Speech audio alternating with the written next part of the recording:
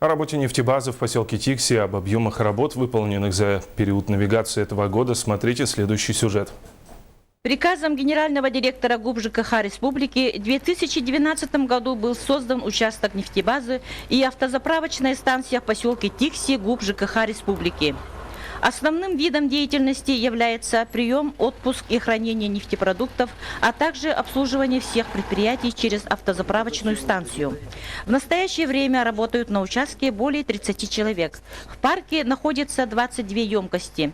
В этом году, как и предыдущие годы, завоз нефтепродуктов осуществилась в период навигации водным путем с июля по октябрь месяцы.